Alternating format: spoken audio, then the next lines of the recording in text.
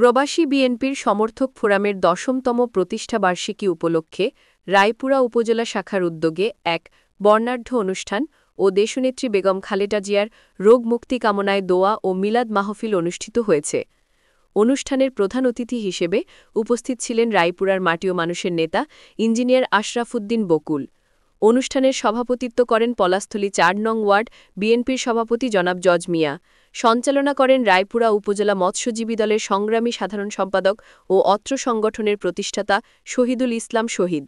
এতে রায়পুরা উপজেলা ও পৌরসভার অঙ্গ ও সহযোগী সংগঠনের সিনিয়র নেতৃবৃন্দ উপস্থিত ছিলেন।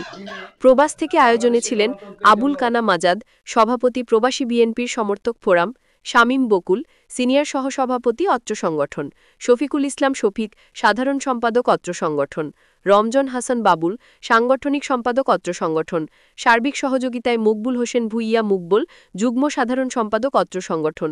এছাড়াও কামরুজ্জামান ইমরান সহ আরও অনেকে অংশগ্রহণ করেন।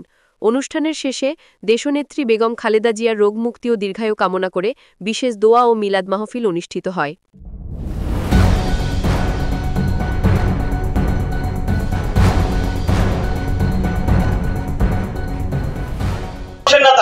যিনি বিগত দুর্দিনে অগণিত মামলা হামলার শিকার নেতা কর্মীদের পাশে ছিলেন, নিজের কষ্ট অর্জিত টাকা দিয়ে নেতা কর্মীদেরকে জেল থেকে মুক্ত করেছেন এবং রায়পুরার বিভিন্ন আনাচে কানাচে গরিব অসহায় মানুষের পাশে থেকেছেন, তাদের দুঃখ দুর্দশার কথা শুনেছেন, মানুষের হৃদয়ে যার স্থান করে নিয়েছেন সে প্রিয় নেতা আশরাফ। আমাদের দল থেকে মনোনয়ন দিয়েছেন রায়পুরা জননন্দিত নেতা আমার প্রিয় নেতা জনাব ইঞ্জিনিয়ার আশরাফ উদ্দিন বকুল।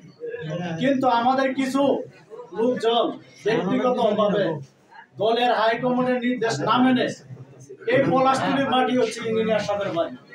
এই পলাশতলীতে যদি আমি বলছিলাম যে পলাশতলীতে যদি কাটিতে আগুন যেমন লাগে, আশরাফ ভাই বারবার যুদ্ধ করেছেন, ফ্যাসিস্টের মতো বাংলার জনগণকে ছেড়ে, বিএনপি নেতাকর্মীদেরকে ছেড়ে কখনো পালিয়ে যাননি। সেই গণতন্ত্রের মাতা আজকে মৃত্যুসজ্জায়, তার আসল সুস্থ কামনায় দোয়া ও মিলাদ মাহফিল এবং ভবিষ্যৎ